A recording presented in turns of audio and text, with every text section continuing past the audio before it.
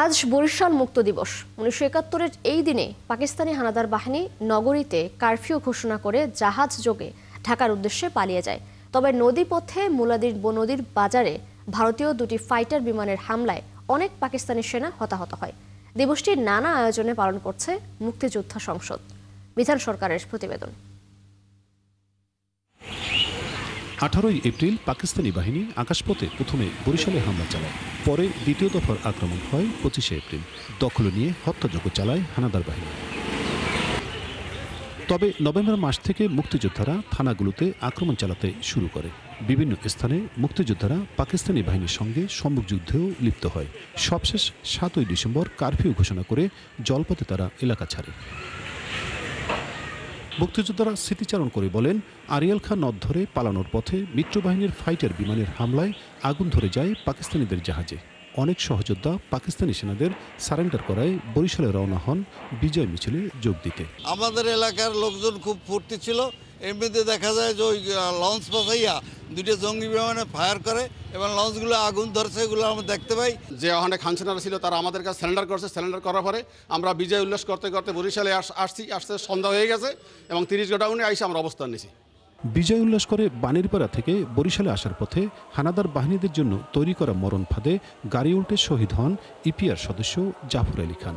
সহযোদ্ধা হারানোর বেদনা আজও বয়ে বেড়ান বীর মুক্তিযোদ্ধা খলিলুর রহমান। আমরা যতজন পারছি, যত সম্ভব আমরা সবাই আসছি। তাই আমাদের বেদনা ছিল এক সহযোদ্ধাকে স্বাধীনতার স্বাদ নিতে গিয়া যে নিহত হইল, সেই বেদনা এখনো আমাদেরকে তাড়া করে। 1971 সালের এই দিনে মুক্তিযোদ্ধারা যখন উল্লাস করতে করতে বরিশাল নগরীতে আসছিলেন, তখন নগরবাসী তাদের ফুল আর গোলাপ জল ছিটিয়ে বরণ করে নেয়। শহরে যখন বিজয় মিছিল করে তখন শহরবাসী তারা আনন্দে উৎফুল্ল হয়ে পড়ে এবং তারা মুক্তিযোদ্ধাদের ফুল দেয়। মুক্তিযোদ্ধা কেন্দ্রীয় সংসদ থেকে নির্দেশে যথাযোগ্য মর্যাদায় পালন হচ্ছে বরিশাল মুক্ত দিবস। এটা মেইনলি বধ্যভূমিতে শ্রদ্ধা জ্ঞাপন করা, দ্বিতীয়ত মুক্তিযুদ্ধের উপরে একটু স্মৃতিচারণ করা। বিধান সরকার, 71, বরিশাল। দর্শক, বরিশালের মুক্ত দিবস নিয়ে আরো জানাতে আমাদের সাথে যুক্ত হচ্ছেন সহকর্মী বিধান সরকার। বিধান, নিশ্চয় শুনতে পাচ্ছেন আমাকে। মুক্ত দিবস ঘিরে আজকে সেখানে কি কি কার্যক্রম রয়েছে জানাবেন।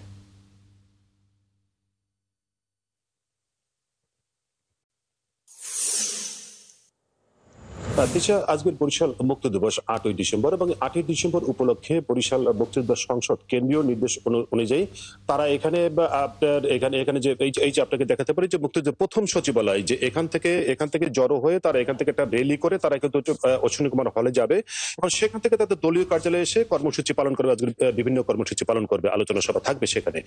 তবে এই যে মুক্ত দিবস, বরিশাল মূলত কবে মুক্ত ছিল সে সম্পর্কে আমি একটু কথা শুনবো। যে রণকণি পত্রিকা বিপ্লবী বাংলাদেশের যে সম্পাদক এবং বীর মুক্তিযোদ্ধা নুরুল আলম ফরিদ, আপনার কাছ থেকে বরিশাল আমরা 8 ডিসেম্বর মুক্ত দিবস বলি, টোটালি ভুললি আসলে মুক্ত দিবস সম্পর্কে কি ইতিহাস জানা আছে এবং কবে মুক্ত হয়েছিল? আজকে বরিশাল মুক্ত দিবস, সর্বপ্রথমে আমি শ্রদ্ধা জানাবো মুক্তিযুদ্ধে যারা শহীদ হয়েছে তাদের আত্মার প্রতি, এবং আরো স্মরণ করব সেদিন যারা যুদ্ধ করেছিল আজও যারা বেঁচে আছে তারা যাতে সুস্বাস্থ্য ভাবে বেঁচে থাকে। 8ই আগস্ট বরিশাল মুক্ত হয়।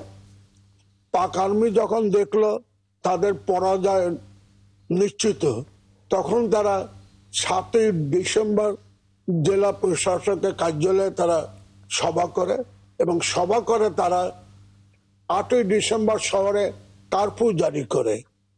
এই সংবাদ যখন পৌঁছে যায় মুক্তিযোদ্ধাদের কাছে, তখন বরিশালের সুলতান মাস্টার ছিল করাপুর, আবুল কাসেম ছিল মুক্তিযোদ্ধা বাকারগঞ্জের এবং নিজাম গৌনদী, তারা তখন শহরে চলে আসে এবং শহরে যখন আসে তখন আবার জনতা তাদেরকে ফুল দিয়ে গোলাপ জল দিয়ে তাদেরকে অভিনন্দন জানায়। আমরা এই কথাটা শুনছি, আমরা জানবো যে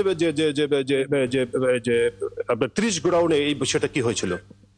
এবং পাক আর্মি যখন বরিশাল থেকে 8ই আগস্ট লঞ্চ নিয়ে এবং জাহাজ নিয়ে যখন চলে যায়, তখন মালয়েশিয়া এবং রাজাকার আল বদর তাদের সহযোগীরা ছিল তখন ওয়াবদা ক্যান্টনমেন্ট, ওখানে ওয়াবদা যেটা ওটা ক্যান্টনমেন্ট ছিল ওদের, ওখানে তারা ছিল প্রায় 1000-এর মতো লোক।